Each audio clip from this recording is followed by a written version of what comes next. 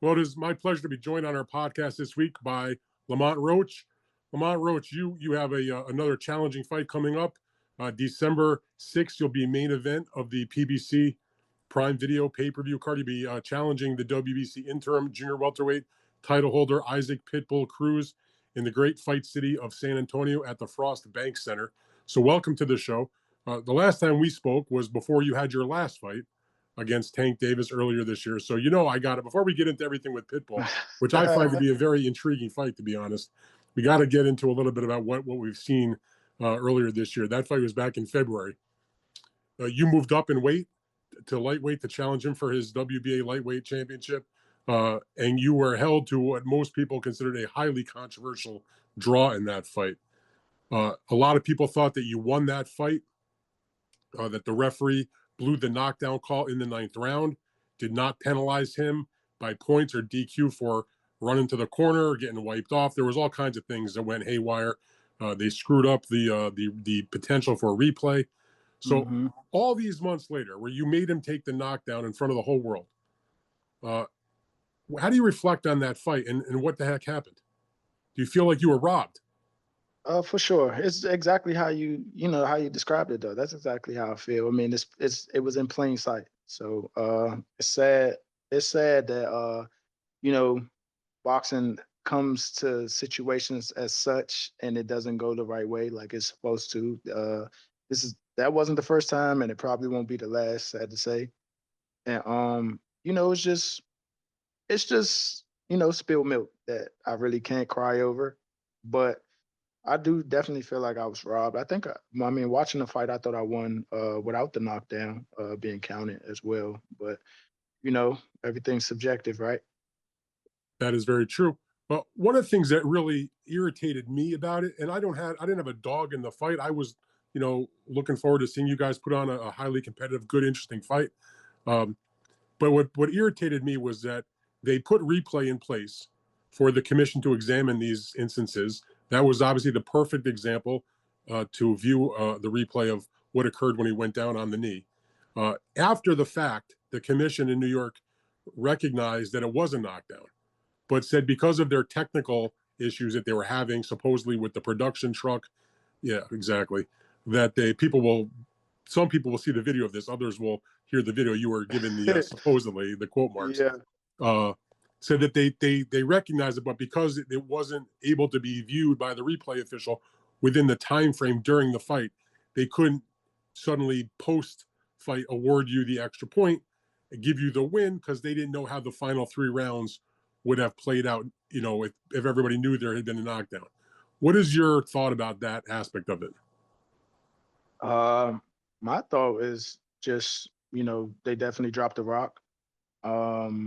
And I think I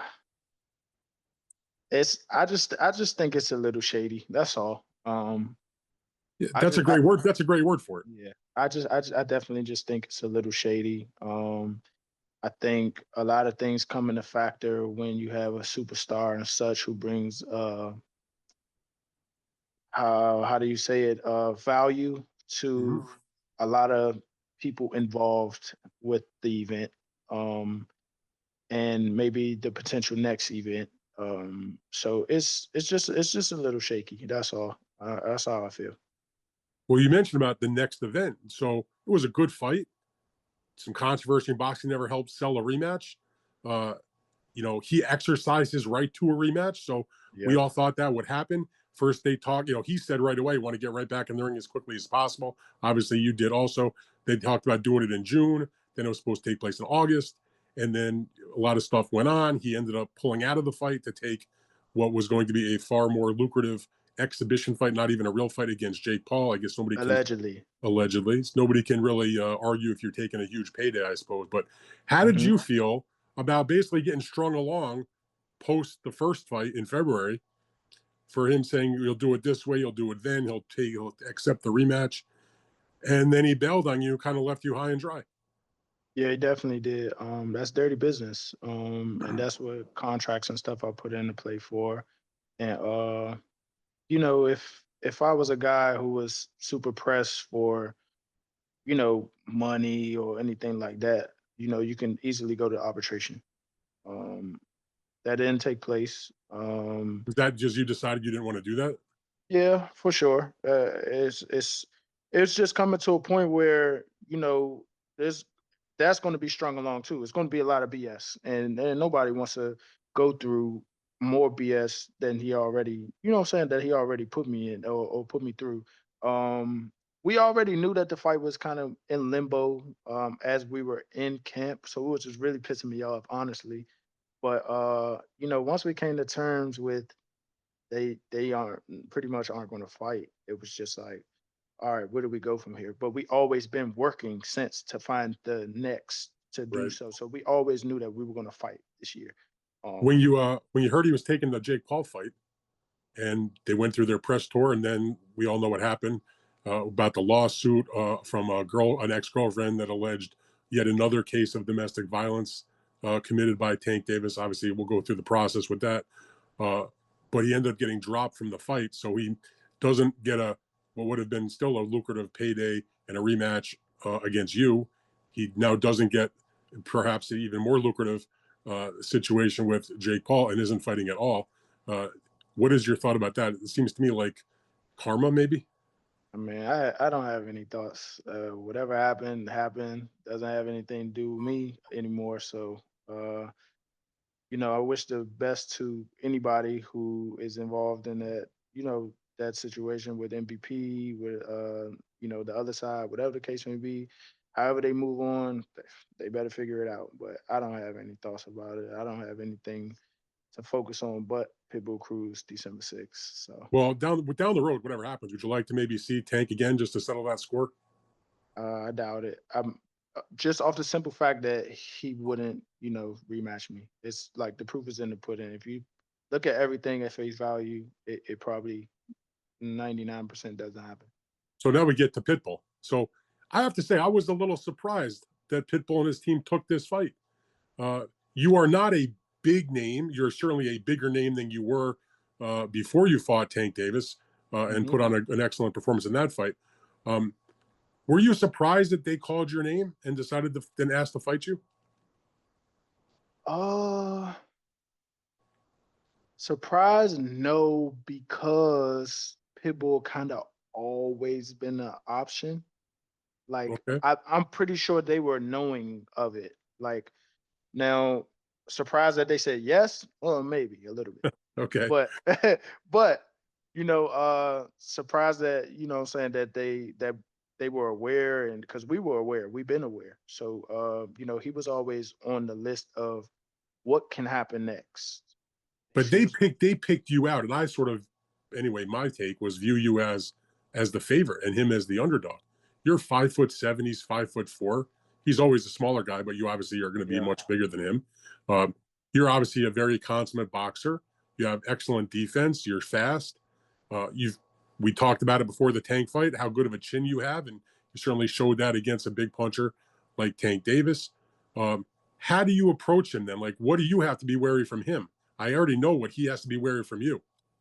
Um, you have to be wary of, just his powerful punching, wide looping shots. There's not a list of things that you have to look for. There's things that he does well, and that he makes work for him, but that's his plan A, B, and C.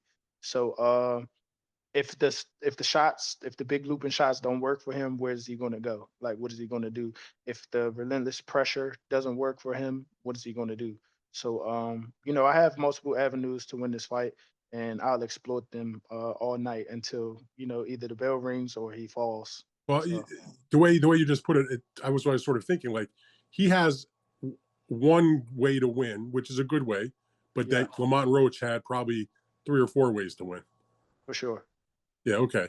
Uh, one thing about this, you still are the WBA junior lightweight world champion. You defended that title once, but in your next fight, you moved up and took the challenge to fight for the lightweight belt against Tank Davis. Now, in your next fight after that, you're moving up yet again to 140 pounds to take on Pitbull Cruz for his interim belt. So I wonder, does this mean that you are done with 130 pounds, or is it still in the back of your mind that someday you might go back down and defend it? Or I don't know how much longer the WBA would even allow you to hold it after all this time without defending it. Yeah, I think so it's in the back of my mind for sure. It's just look at to be realistic, look at the platform that I'm on, look at the caliber fighter that I'm taking on. If there's anything similar or bigger than a Pitbull fight at 140 for the super lightweight interim championship at 130, then there's a conversation. So it's not a If matter of the you can't make the weight anymore. Some guys would Oh say. yeah, no. I can make the weight for sure. So you and Pitbull should be a good fight. I mean, like I said, pretty good matchup. It seemed to me you're in a great fight city like San Antonio. Yeah. I'm sure you've worked it out where you're making like a pretty good purse for this, and you are fighting for the interim belt. But I always think about it: don't fighters want to fight for real belts, like the main titles? Oh, for sure. Definitely. And I So think me securing this one would because I'm different. I'm going to press the fact that I'm the intern champ. This puts me because even on the WBC ranking chart, there's champion, intern champion, then number one contender. If I'm over that number one contender, I'm pressing Sabril Matias or the winner of Dalton Smith and Sabril Matias to fight the next fight. Literally.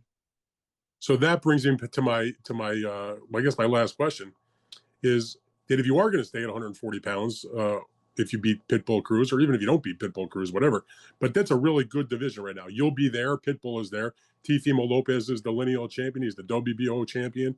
He's probably fighting Shakur Stevenson, who is an excellent lightweight champion who's coming up in weight, probably for that fight. You got Richardson Hitchens, a very talented fighter. You mentioned, of course, Sabril Matias, who you'd be on course for in the WBC. Your Washington brother Gary Antoine Russell has has the WBA belt. Uh, Yeah. how do you feel about the other than Matias, because that's the one you would be probably steered towards based on the organization? How do you kind Mhm. of feel about the wealth of talent there? And in particular, you didn't get to do the rematch with Tank, who's your DMV guy. All from DC, him from Baltimore. Russell's like a big time all DC championship showdown.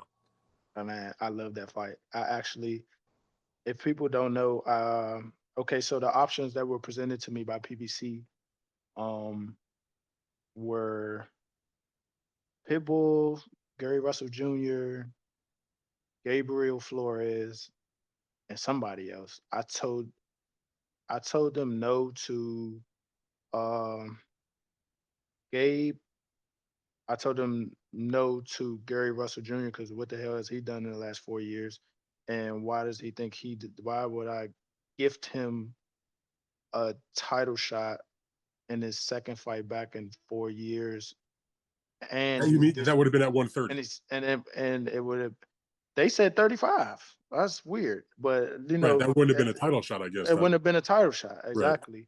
And he's like being disrespectful. Like it's not gonna work like that. No, sorry, scoot over. Um, and I told him we said yes to Pitbull Cruz, but we countered and it's like let us fight Gary Antoine Russell. That was my first option, me personally. That was my first option. I was like, scratch those and ask Gary Antoine Russell, does he want to fight? Yes or no? Straight up. I guess the answer was no. And you Yeah, guys all know each other from being running in the DC circles, I assume. yeah.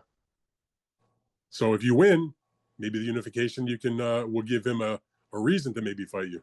That's what I mean, because he actually said that too. And from a champion standpoint, I understand. He said that I fought at 130. I haven't done anything at 140. Okay, I Hmm. give you that. But after I make some noise here, I'm not trying to hear that no more. Well, That's what I'm saying. you'll be on roughly the same schedule. You're fighting Pitbull in December on the Hmm. 6th. If you win, you'll have that interim belt. You know, he will have a fight. I assume they're going to reschedule him on the Jake Paul event that was postponed. He was supposed to defend in his mandatory against Hirioka. Yeah. Uh, maybe we'll see it. But in the meantime, it's Pitbull Cruz, December 6th, PBC on Prime Video pay-per-view in San Antonio. Lamont, I thank you very much for your time, and I wish you good luck in this fight. Thank you, my guy. I appreciate it.